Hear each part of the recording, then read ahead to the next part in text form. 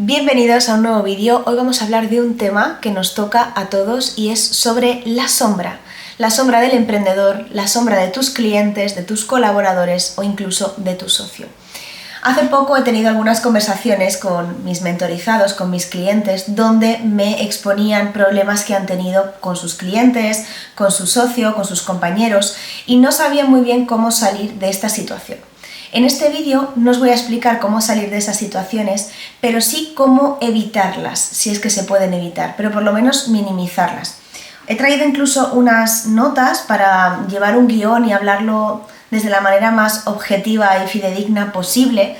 Y creo que aquí muchas veces el problema de las relaciones humanas y que nos afecta a los negocios es que tendemos a idealizar a las personas o a crearnos un personaje en base a nuestras experiencias, a lo que nosotros deseamos ver en esa persona, que luego no tiene nada que ver con lo que realmente esa persona es.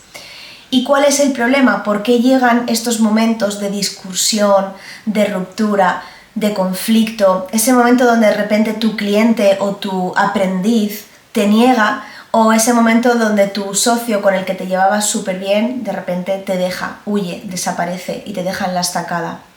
Pues estas dinámicas son las que pasan también en las parejas, ¿no? Cuando dos personas han convivido 20 años en amor, gratitud, salud y diversión y de repente ocurre algo, una decepción y esa pareja se rompe, pero no solamente se rompe la pareja, sino que también esas personas pasan a odiarse, a rechazarse, a culparse. Entonces, ¿cómo es posible que pasemos del amor al odio tan rápido?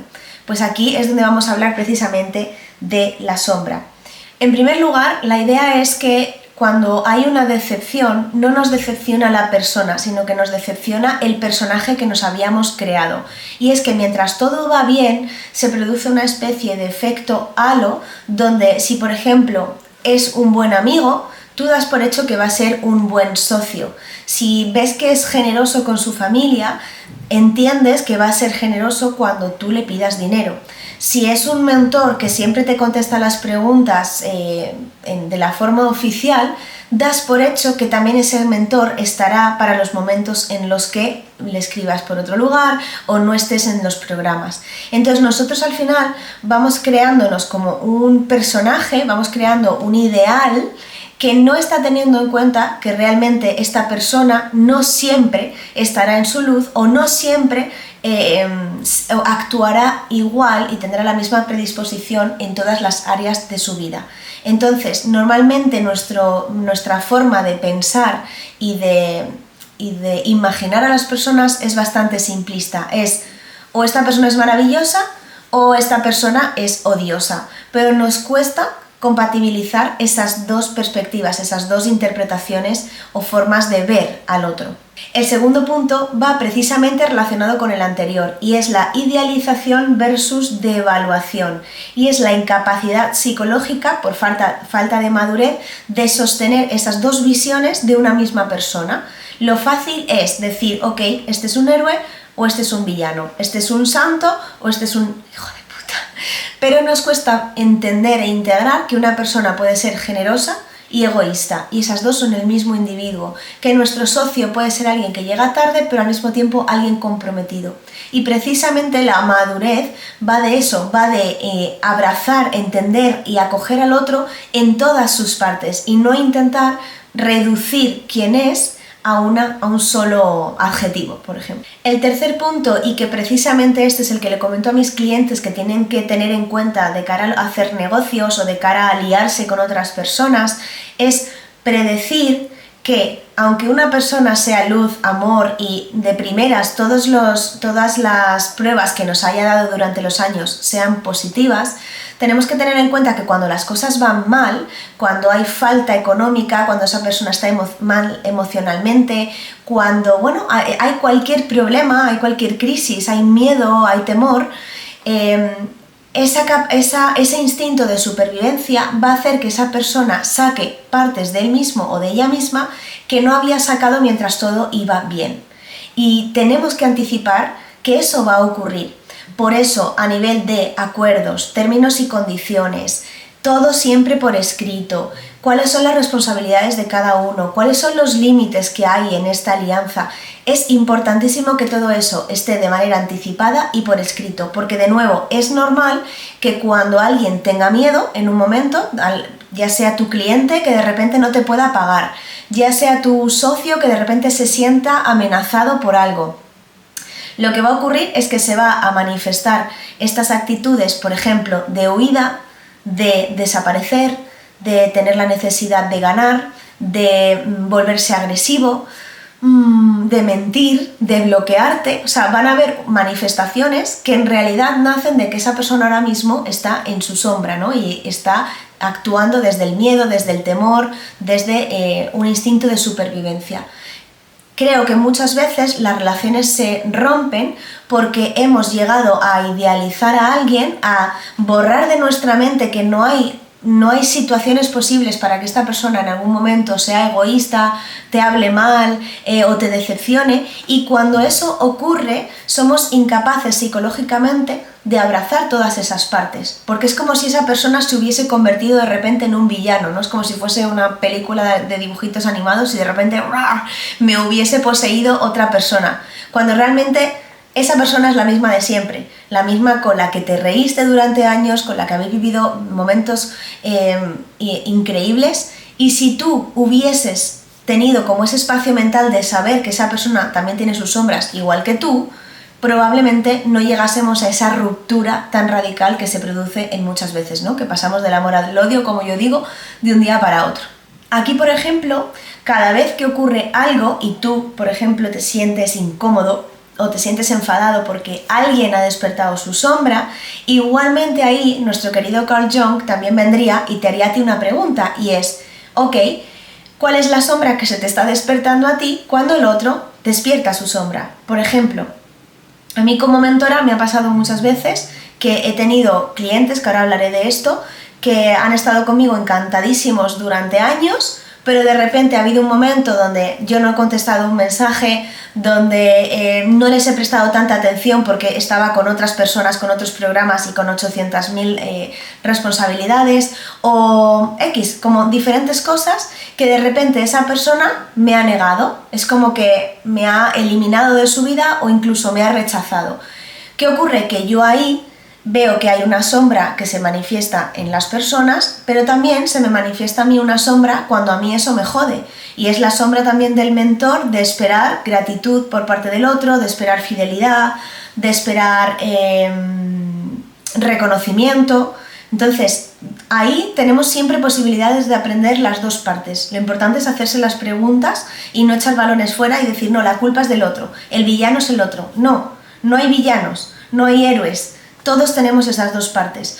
Obviamente, integrar la sombra y verla no quiere decir soportarla y permitir que te hagan cualquier cosa, ¿no? Obviamente. Pero estamos hablando cuando en las relaciones realmente no ocurre nada grave, pero de alguna manera ya es como que hay algo que está enturbiando la relación, ¿vale? No me estoy refiriendo a que alguien te pegue, a que alguien te insulte o te haga algo que realmente es negativo.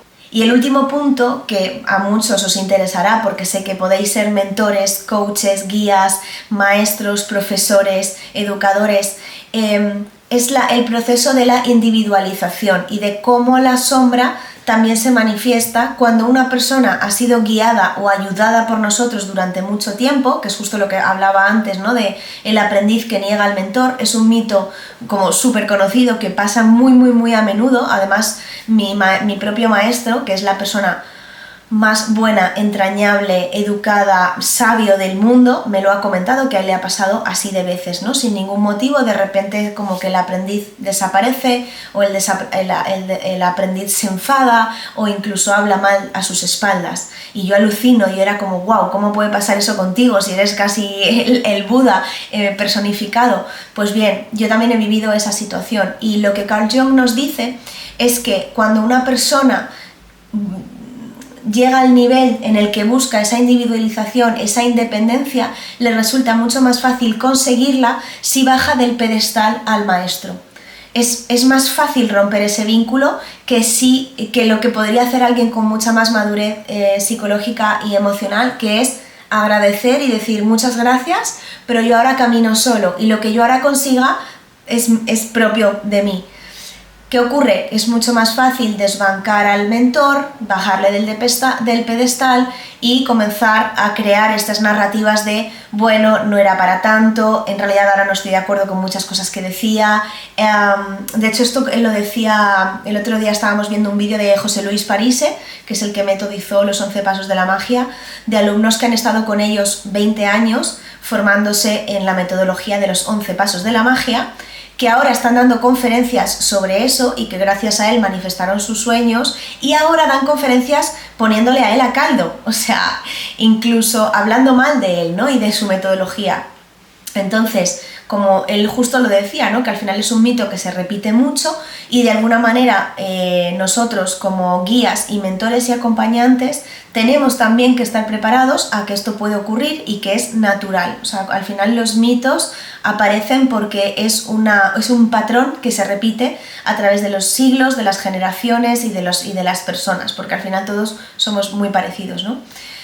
En el canal de YouTube hay un vídeo que hablamos de arquetipos y los arquetipos precisamente te enseñan cómo todos los arquetipos son neutros y cada uno tiene una parte de luz y una parte de sombra. Y esto te puede interesar si quieres seguir profundizando, porque realmente la sombra es bastante predecible teniendo en cuenta con qué tipo de personas estamos. Por ejemplo, el bufón, que es la persona que siempre está alegre, el típico amigo que viene y que anima la fiesta, la persona que crees que nunca se va a enfadar, luego, por ejemplo, tiene una sombra de tristeza o depresiva, donde se siente incomprendido, se siente solo y siente que luego no hay nadie para ayudarle a él, ¿no? Cuando él lo ha dado todo. Entonces, es muy fácil percibir y anticiparse a lo que puede ocurrir dependiendo de estos arquetipos. La cuidadora, por ejemplo, si tienes a alguien alrededor, ya sea un cliente, amigo, madre,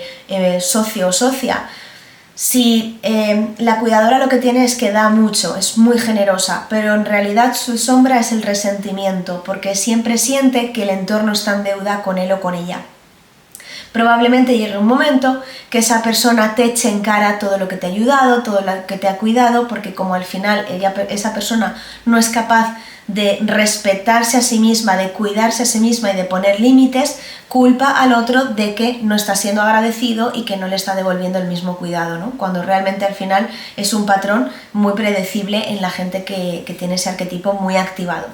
Así que bueno, espero que hoy te haya ayudado. A ver si tenía por aquí algo. Ah, mira, sí, también tenía apuntado una última idea para esto de